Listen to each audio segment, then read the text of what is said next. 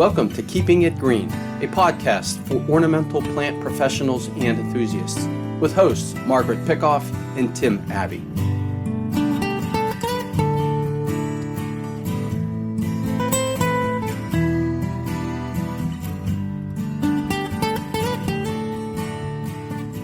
Hello, and welcome to Keeping It Green, a podcast from Penn State Extension for ornamental plant professionals and enthusiasts.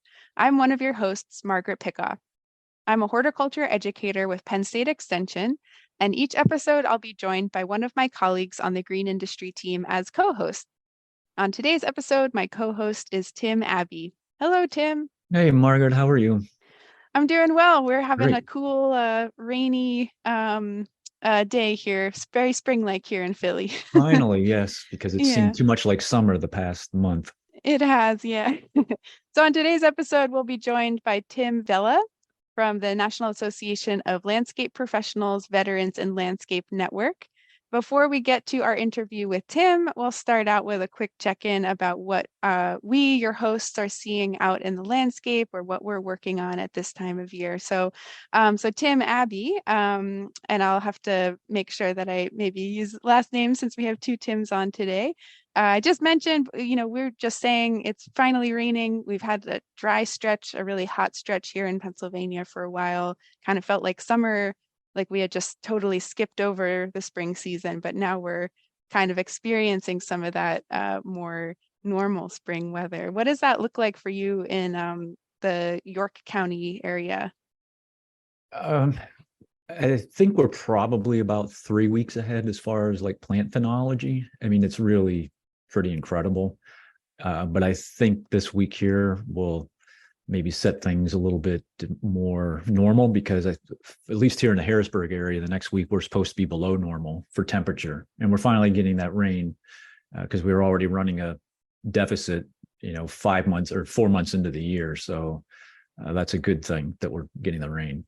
Yeah, things are going to hopefully slow down a little bit. It was like we skipped over a whole season. So as an entomologist, are there any insects that you're getting ready to start seeing in the landscape, or we should be having our eyes out for? I haven't seen spotted lanternfly hatching here, though I have to admit I haven't really been out looking for it. But the usual like early season caterpillars have all hatched, like eastern tent caterpillar, gypsy moth, spongy moth. And I've had a couple of calls to go out and look at some plant material. Some of my site visits have picked up in the last couple of weeks, which is nice because I prefer to be out trying to diagnose plant problems than sitting at my desk or my kitchen table working on computer related things. How about you? How are you? Yeah. I've also been getting out into the landscape a little bit more. Our flowering plants are certainly ahead of schedule. Haven't had too many insect calls yet, but we have had a couple of questions about spotted lanternfly, and I think we're all wondering what the season is going to hold in the different parts of Pennsylvania. I know that it has been seen, as our colleague Sandy has said, out in the western part of the state, and kind of interested to see, what the distribution will be like and what the damage might look like this year. So we'll have to keep an eye out and look into, how that all unfolds. Mm-hmm. Yeah. Great. Well, thanks for being here, Tim. Of course. So let's bring on our guest for today, Tim Vela. He is CEO of United Veterans Construction and Landscape Solutions in the Dallas-Fort Worth part of Texas, and also is involved in the NALP's Veterans in Landscape Network. So welcome, Tim. Thank you so much, Margaret and Tim. Well, thank you for joining us. Yeah, thanks for being here today. So we like to start out by asking our guests to describe what they do. And so could you talk about your work both with your company and also with the Veterans in Landscape Network? Absolutely. So I'm going to stay a little light on what I do because I really want to focus on our veterans and the NALP Veterans and Network. So I'm CEO of what we call UVets, United Veterans Construction and Landscape, actually based in Fort Worth. Been in business for 21 years, and prior to that, I'm actually an accountant by degree. When I graduated college, went to work for a couple of different banks for about 12 years and learned a tremendous amount of, knowledge about business and, different leadership styles and management styles and, different industries. But I always felt like I had this entrepreneurial, fire in the belly, as they say, to do something on my own. And it's so funny how you look back, to when you're a child. I've always enjoyed landscape. I could vividly recall when, I was probably 12, 13 years old, my mom waking me up one Saturday morning and said, follow me, took me to the garage and opened up the garage door and said, grab that lawnmower and, go find some jobs out there. And I was a little shocked that, took the lawnmower and went down the street and started mowing yards. And what was amazing to me is the reception I had. Homeowners would come out and say, oh my gosh, this is beautiful. And they'd give you money, and now I have money in my pocket. So I learned at a very young age that there is a real business behind that.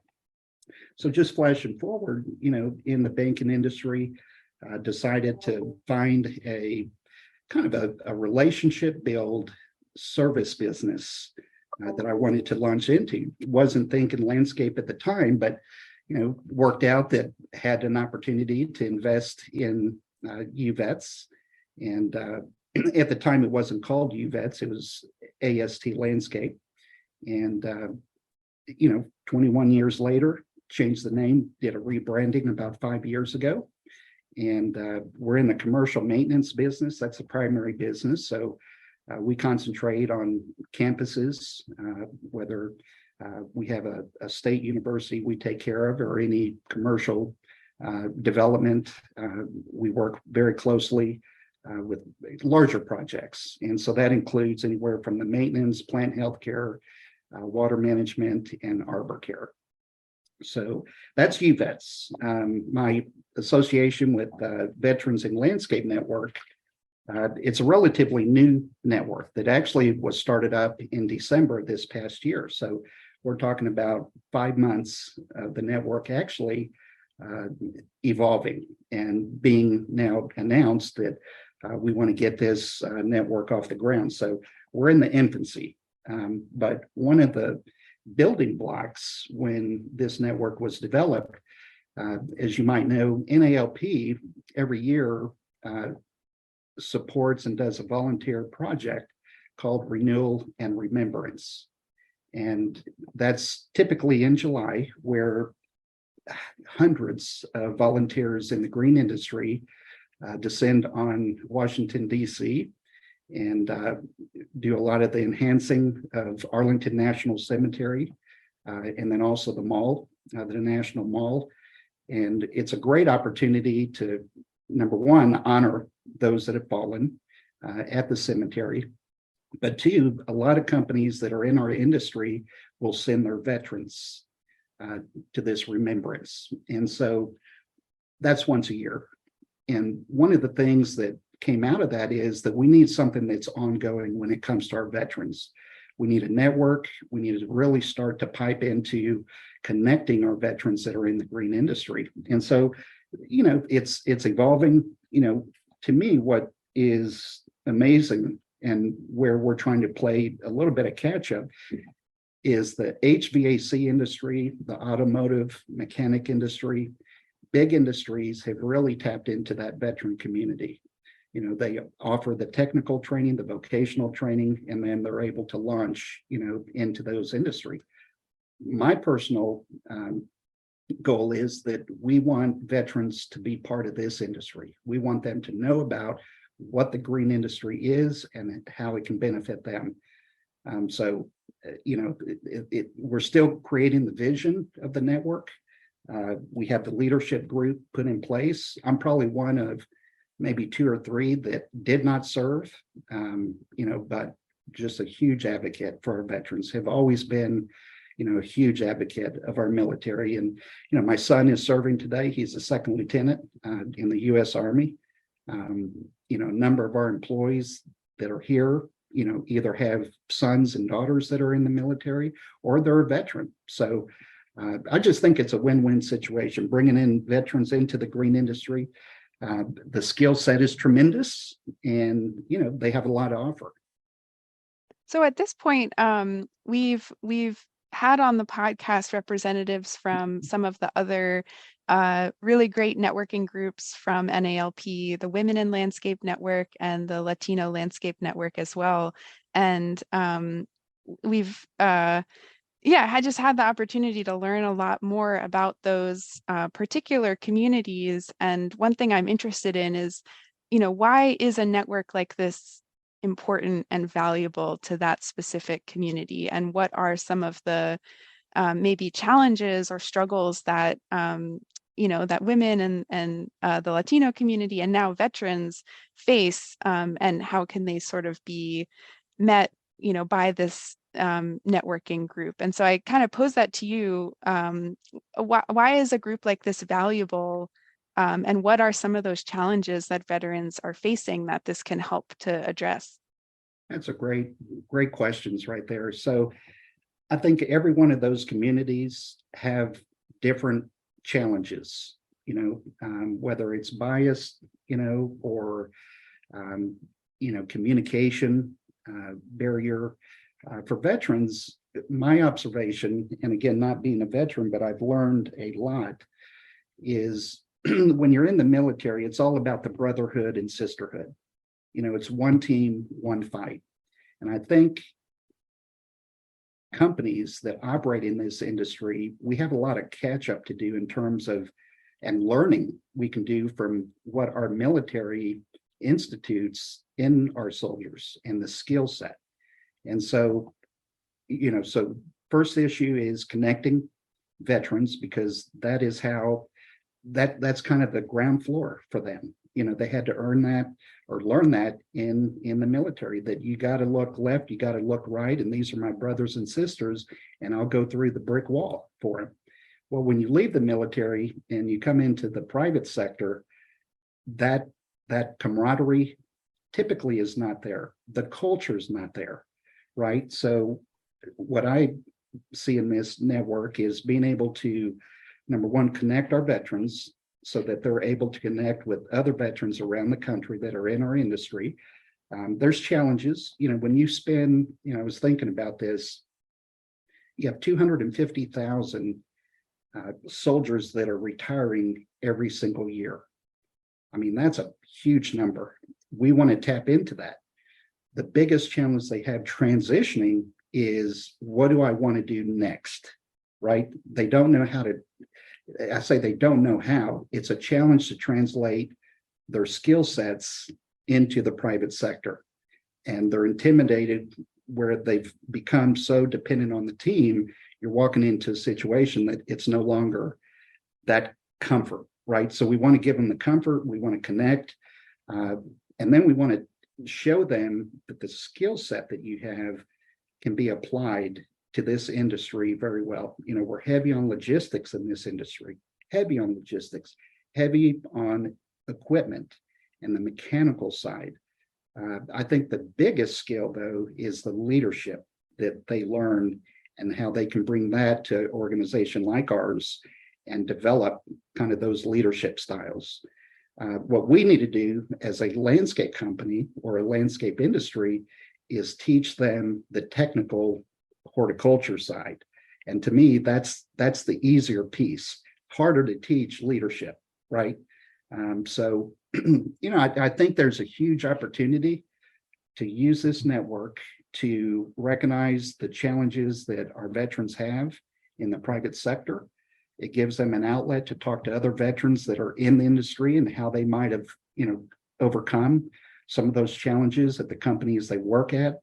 Mental health is a huge issue, so when you go to war, you're never the same. That's a fact. You go to war, you're never the same person you were before that. And so that's a challenge. And who better to work through those challenges than another veteran that has experienced what that person has experienced? And talking about it is kind of the first step in being able to, really manage, some of those challenges. So, you got to have a culture where if you're in a company and you want to say you're veteran centric, or you want to hire veterans and not it just be the slogan, there's a real culture change that you have to do within the company, which to me is all positive. These are positive additives that any company in our organization or our industry would benefit from. I have a number of questions for you. I'll start with a couple of sort of just very simple ones. So the Veterans Landscaping Network is new. How many people do you have as members right now? Good question. I don't have that. So, Okay. I know we had our initial kickoff leadership meeting in January, and we have another one slated for May, which typically gives us the update, of what the numbers are. So again, we're just formulating, we're so new, I think getting the message out through this podcast is a great step in the right direction. Just to communicate, anyone in Pennsylvania that is listening, man, please check out NALP. Please check out the Veterans in Landscape Network. And you don't need to be a veteran. I'm a big proponent that we're not limiting ourselves to veterans. We want to be able to use this as an education for those that did not serve, to learn a little bit more about, well, what do our soldiers really go through, and how can we benefit, and how can I help, more importantly, right? Better understand. So there's so much there to kind of unpack, and we're in the infancy, to really drive this network to really do some good, for our veterans. So, I will get back to you, Tim, on how many we have in the network. Yeah, that probably wasn't a fair question, because you really have just gotten started, as a specific network as part of NALP. But going over to your company, and you raised a good point, the skill sets that they can bring to your business are hard ones for people to learn, I think. How are you training those employees on the horticultural end if they're lacking that knowledge? Are you using like Texas A&M, like extension within Texas? Do you do like in-house training to teach them like how to plant material, pest management? Yeah. I think it's almost it's like drinking through a fire hose, because what I've learned is veterans are capable of taking a tremendous amount of information at once, like the impatience, like give me more, like the thirst there to just absorb it. So, it's in the field training. They're used to that, military, it's all, you can read a book, you can go to class, but the real learning happens in the field. So they're very accustomed to that. Every veteran that's come through here says, you know what, I don't want to be a manager. I don't want to be the supervisor. I want to start in the truck. Put me in the truck. And I want to go out and I want to experience ground floor what this industry has to offer. And let me tell you, it is so humbling. I can recall a Marine, Bender, was a 21-year drill sergeant in the U.S. Marines. And, that was the exact conversation he wanted to do. So they want to learn it from the ground floor. What was crushing for me is, here's a guy that served 20 years, just a hero. And I'm watching him in a bed, trim and pull weeds. And, it's like it impacted me so much, like, okay, we need to progress this along. But that's what, every one of them wants to start at that point, and it's just being there, for them, having the training, having good crew leaders, to communicate. They pick it up so quick. And then it's progressing, from there. Okay, let's get your TDA license. That's the regulatory agency here in Texas for any application. So herbicides and, any plant health care. So, we're able to get them into that class, take the test and get the license. Water management, get them into the 1 week. So they're, a licensed irrigator. So it's regulated by the TCQ, any water here in Texas. So, and then NALP, is a huge resource. They take a lot of initiative to just find the information. All we got to do is kind of direct them, to where it is. So if you look at just the NALP website, a tremendous resource, right? The certifications are tremendous. So, the idea just for our company, I know this is more about the network, but they're very entrepreneurial, right? I mean, one of the most entrepreneurial groups I've ever seen. And so they attack it by gaining that knowledge, right? We've seen veterans come to our company, learn the industry. I'm thinking of another Marine, Michael Conaway. Really loved water management, got his license, and he left the company to go start his own company. Now you say, why would you want to do that? Why would you want to spend the time to educate, to develop? I wouldn't change it. You know what? He put his dues in. He spent his 20 years, so if he can spend 2 years at our company, we win in that 2 years because they are so dedicated to winning, and leave behind a better organization. Why wouldn't we want to do that? So, he's very successful running his own irrigation company here in the Dallas-Fort Worth market, and that's what it's about. I think the green industry, and I think you would agree with this, is we're not about, it's not I don't want the industry to be about I and my success. I want this to be a we all win situation. I got friends for life in these gentlemen that have come in, and I've learned that, as much as you would like to retain veterans, the reality is they don't know what they want to do on the front end. We give them the launching pad to, hey, try the green industry. We talk about plant healthcare, what you can do there, whether, that's your forte, water management, horticulture. And they either find their niche, or they say, what, I've spent 2 years, I feel comfortable. I now feel like I'm acclimated to the private sector, and I'm ready to go try something else outside of the industry. And again, I give you an example. Command Sergeant Major Tommy Williams. It was crushing when he left because just a phenomenal person. Ended up leaving, went to one of the biggest warehouse providers. They're everywhere, right? Amazon.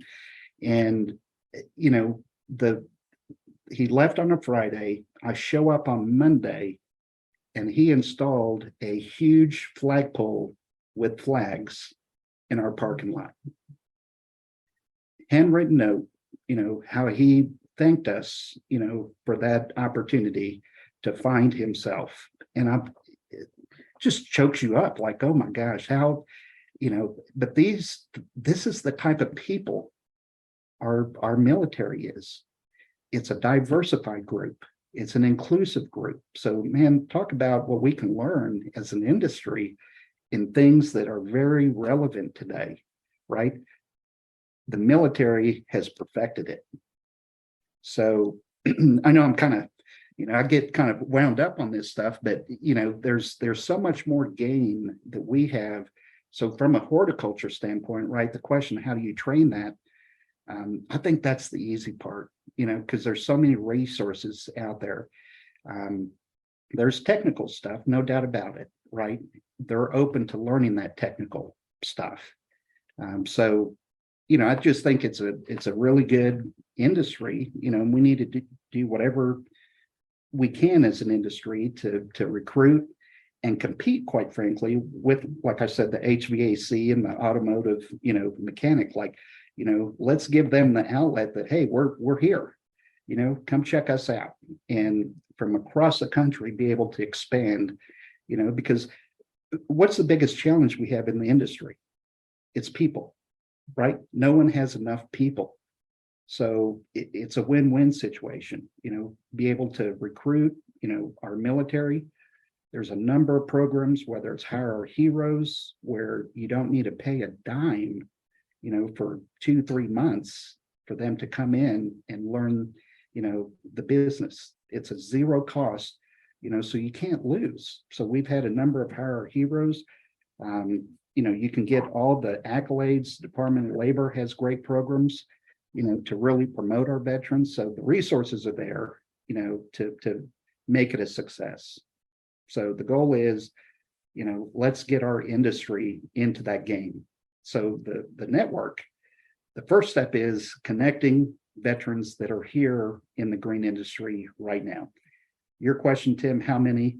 That's what we want to know, is who are they, where are they, and let's create that network, and then let's expand it out.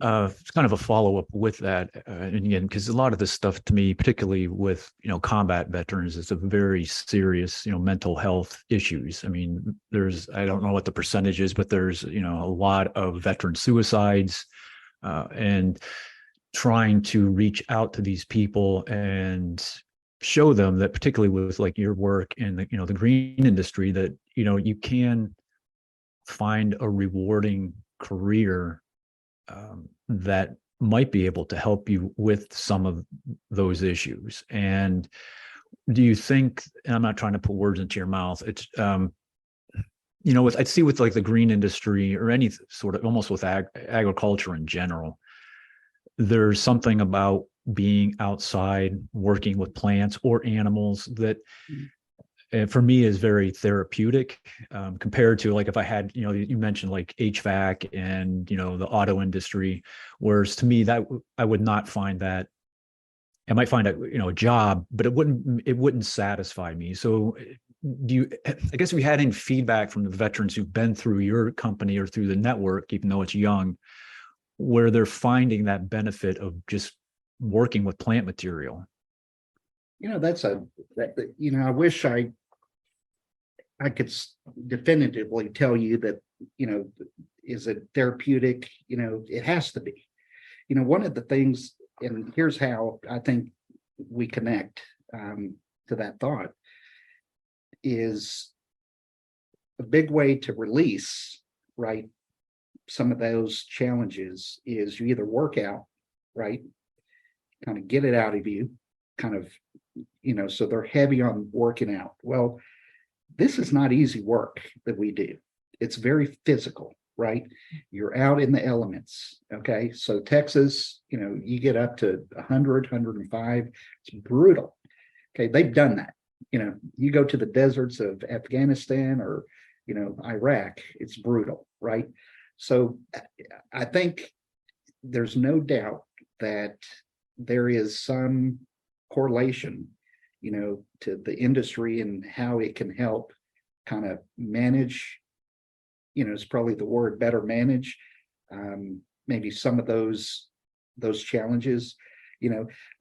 Here's how I look at it too, because I hate talking about it, because I don't experience that, right? But it's a real thing. I mean, I've seen in this company how real it is, and it's heartbreaking, right? It's like, how do we manage through this? And that's gets back to the culture thing. It gets back to how the veteran and network, landscape network, is going to be so powerful. Is I think that's the key. Is if we can recognize some of the mental health issues, and I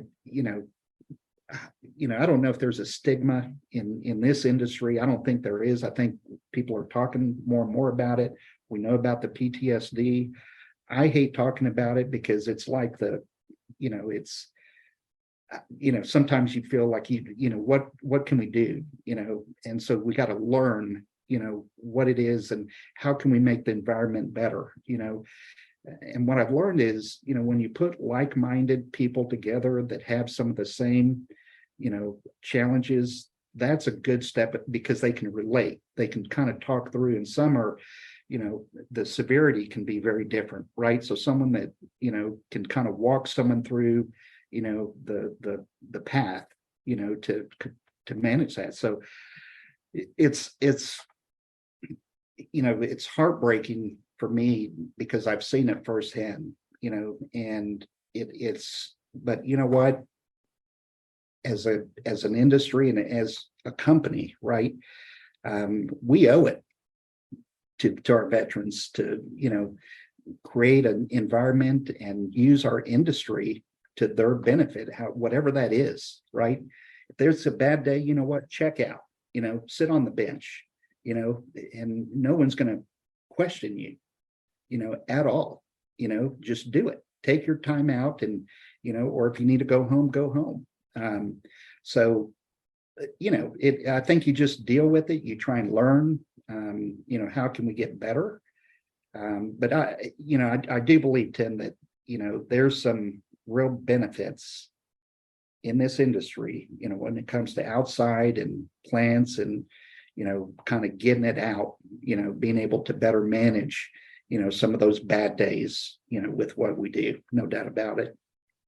Yeah, I mean, there's been studies done related to horticultural therapy, and I haven't seen the papers, in a number of years. I don't remember all the specifics, but I think, the populations that they studied were more people with like physical injuries or elderly, people with some mental health issues that were probably, I'm making an assumption here, probably not veterans, but that they saw these positive responses in their, recovery, or they improve from just being out with plant material. That's obviously not, they weren't in settings where it was like a lot of the physical labor associated with the green industry work, but yeah, I would really hope that through the work that you're doing, that as the network just progresses in time as a unit, that you do reach some of these other people that are out there.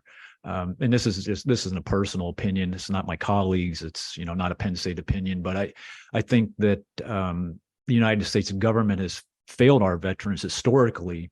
Like once they've served their time, that they're kind of, particularly people with lower ranks, they're kind of disposable, and they're just kicked back out into society, and they've got these skills, but they maybe not quite sure what where can I fit in to do something. I was trained to do these things, but I'm not in that anymore. So I think that's like the work that you're doing in your company, that it's extremely valuable to reach these people. Yeah, I kind of reflect back how we started, the process there, and we failed forward. We failed miserably at the very start of this.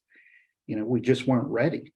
Great idea, great initiative, launch, and it just like cratered, and but you pick yourself back up and you learn from it. You kind of put the pieces in play. You got to have an advocate within the company. If leadership doesn't believe in that, group and wanting to understand, and how do we accommodate, like the women in landscape network, right? The biases, the challenges that you have. Well, to me, I think there's that in the leadership and ownership, is, hey, they were a soldier. Okay, great. You want to come work for me, right? It's like, wait a minute, you're not going to be successful there, right? You got to, probably more than anything, you got to understand the individual and really dig into, the history there, and be that brother, or sister, to want to understand kind of where they are, because they are every day it's a challenge, in their mind, right? And so we want to be family, right? We want to be that family that, hey, nothing is off base here, come in my office, let's talk about it, what's going on, right? And there has to be compassion and understanding. So, for me, it's about giving what I've learned in the 5-6 years that we've converted from this old company to UVets. Okay, that happened 6 years ago, to where we are today. I want to give that information out to every landscape company that's out there. I want them to do what we're doing, and that might not be realistic. We changed the brand. We, our purpose. We created purpose for the company. Something was missing when I owned it. But the purpose is, you know, providing veterans opportunities they earned. That's why we exist. Okay, so we took it to that next level. That why are we doing this? And it's exactly for the veterans. You know, I want them to learn it, and then I want them to go open up a forward operating base, a branch, you know, in another market, you know, in Texas. And we're going to be 100% behind you, you know, and your family to be successful. Okay. You know, so, you know, there's so many things that have to happen, you know, and I think the Veterans and Network is one of those opportunities to start connecting and start recruiting, you know, for every company that's out there, you know, and I you know, hire one veteran, get to know one veteran, find the advocate, you know, of a veteran in your company, right? And then start building it out from there, you know, because you're going to get one heck of a teammate, you know, when you do that. So it seems like a big part of this, beyond creating the network of veterans themselves, you've alluded to quite a number of ways in which a company that hires veterans kind of has to, you know, it's one thing to say, well, yeah, like we hire veterans. It's another to actually create an inclusive environment that works well, given these veterans' past experiences and what they're going through. You can't just, you know, right off the bat, maybe a regular old landscaping company would have to make some shifts. And so it seems like a part of this mission is also training companies that are out there who are interested in recruiting and retaining veterans, like how to do that. And like you have mentioned a couple of the sort of day-to-day differences, possibly that a landscaping or green industry company would maybe have to make, such as, you know, providing a little bit of flexibility for potential mental health issues, having people work with others who have gone through something similar. It sounds like, you know, obviously having structure and a sort of, you didn't use the word hierarchy, but it sounds like having someone start at the bottom and kind of work their way up is in line with maybe what veterans are used to doing. And so I have found that to be a really interesting part of the conversations that we've also had with the Women in Landscaping Network and the Latino Landscape Network is, you know, for companies who are interested in recruiting this specific group of people where there is so much potential, like what do they actually have to change about their day-to-day operations to make veterans or women or the Latino community feel more comfortable or more valued. So I just, you know, you've brought up a number of those things, and I don't know if anything else comes to mind about the day-to-day operations, like how you structure work crews or the day, or what support you offer to families that's different for veterans specifically. So I want to, I answer that question, but you know, if you look at the Women in Network, right, what they've done, I want to say that's probably one of the most vocal, active, you know, networks that I've seen in ALP. I mean, I go to the Facebook page and I'm learning. It's like, holy smoke. I mean, they're just so open and honest, and you know, there's no walls, right? There's no competitiveness, you know, and it's like, well, you know, I would have felt, you know, I haven't asked that question because I'd look kind of dumb asking that question, but I'd like to know the answer to it, right? Yeah. And, you know, it's just incredible what that is doing, I think, for the women in this industry, you know, and I absolutely love it. And that's what you know, we're trying to accomplish here, is that it's so active, right? And it is a little bit different. There's different challenges, right? Nonetheless, it's a challenge, right? And it be able to, you know, just grow, you know, from this little idea to something that is very interactive, that it's a go-to, right? You just, hey, go here, you know, this is who you need to talk to. It could very well die on the vine. And I know that. You know, I mean, I know the challenges we have ahead in this network is we got to be we got to fight for it. Right now it's fight for it, right? Because I know NALP has always wanted to do more in the veteran, and it's like, getting it off the ground, sustaining it, right? How's it going to be sustainable? So, I think you need people like me, because I won't give up. When it comes to this initiative in veterans, I'm not going to give up. I'm going to push this, as far as I can push it and sustain it, right? So you need those type people, right, that just aren't going to let it die.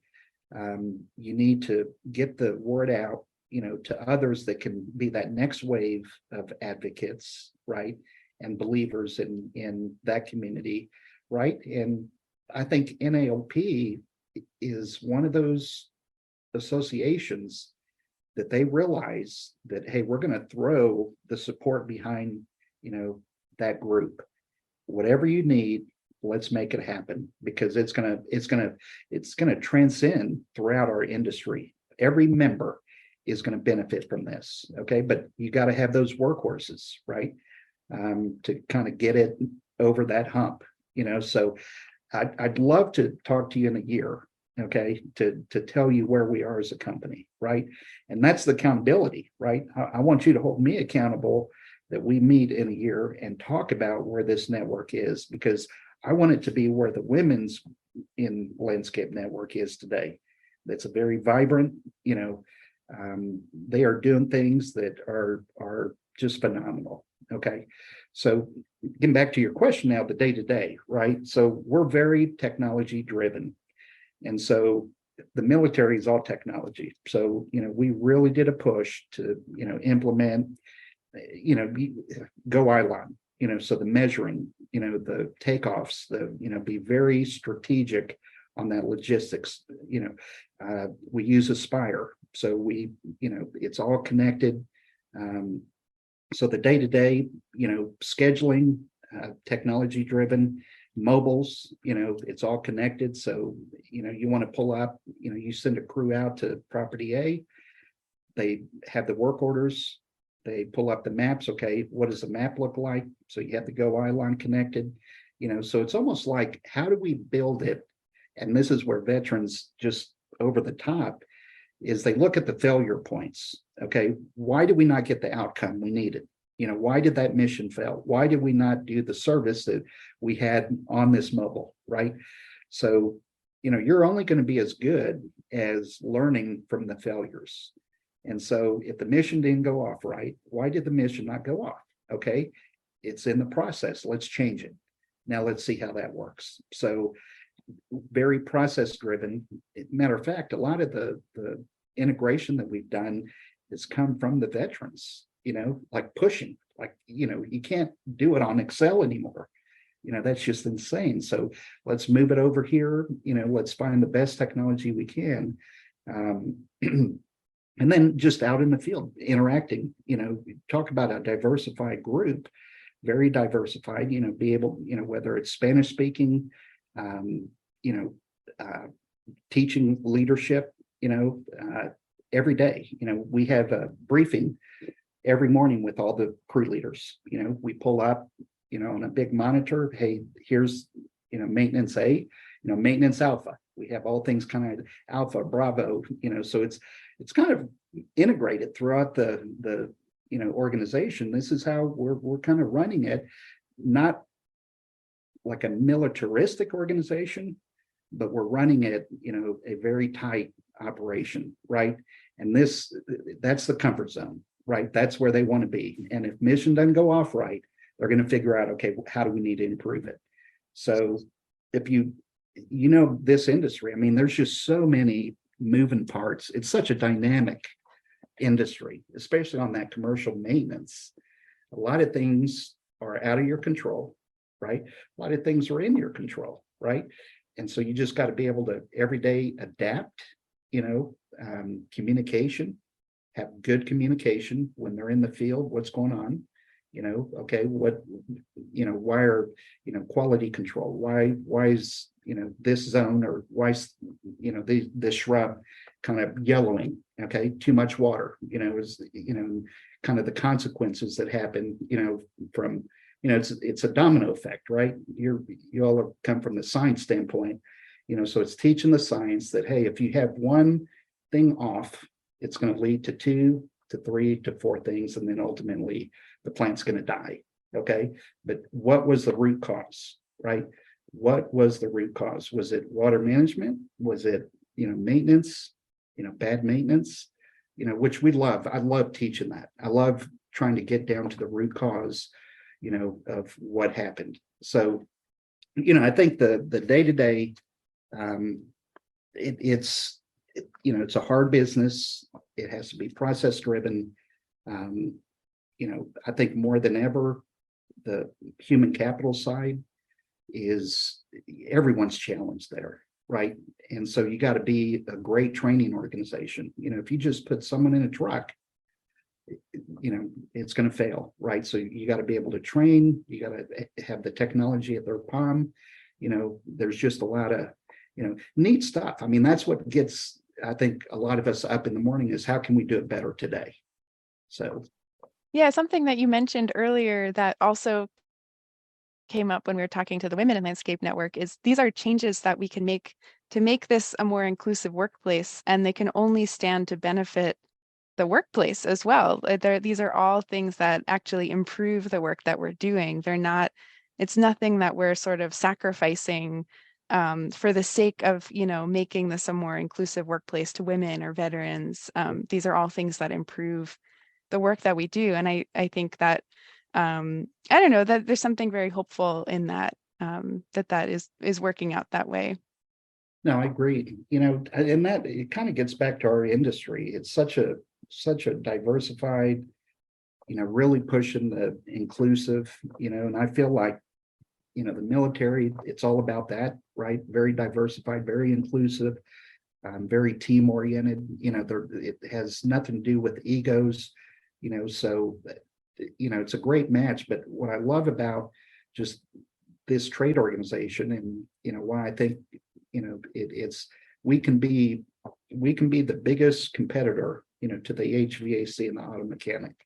We're on that path, right? You start with the conversation, right? You kind of build out these networks, and we'll get it there. So, the industry has a lot to offer.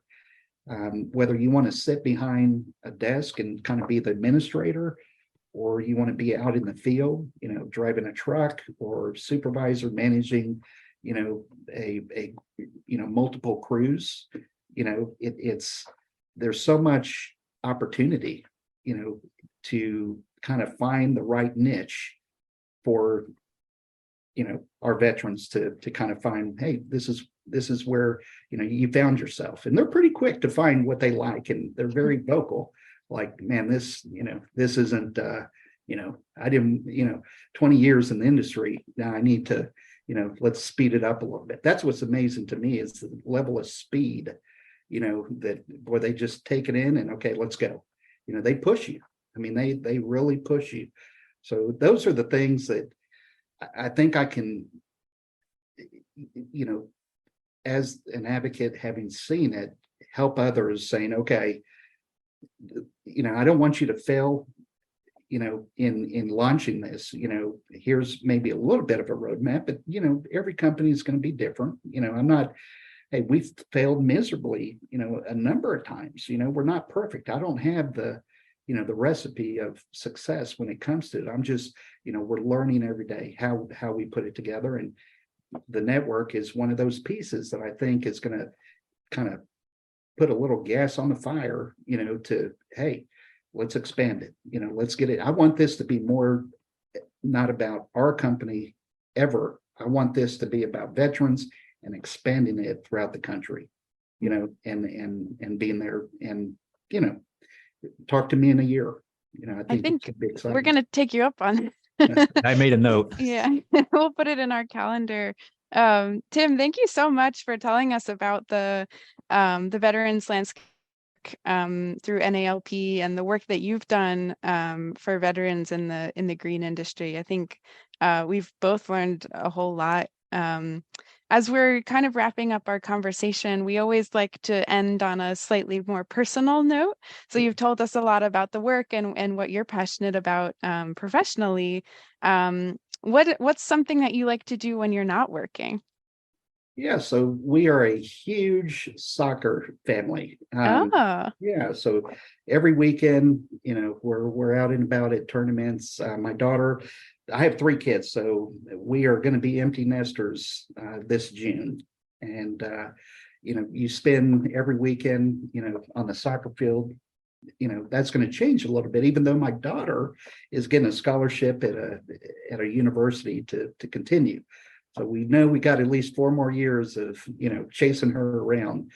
So, yeah, I think it's, our life has always been centered around, our kids. I mentioned McKenna, the soccer player. My daughter's a nurse, so, very heavily, involved with her. And then my son's in the military. So, it's all about kind of them raising our kids and continue to be involved. And also I want to shout out, Fridays is Red Friday. So remember everyone deployed. So every Friday we wear a red. So remember everyone deployed. Actually, our operations manager, his son, Andrew Veman, just got deployed to the Middle East. So I want to shout out to Andrew Veman, hey, stay safe, brother. And, come home safe. Great. Well, thank you for sharing that with us. We've loved having you on the podcast. We really appreciate you taking the time out of your day. And yeah, we will be in touch in a year. We'll Thank see you, how Margaret. the network's going. Thank Margaret, you so much. I really enjoyed it. Thank you, Tim. Appreciate it. All right. Take care. Y'all have a great one. You too.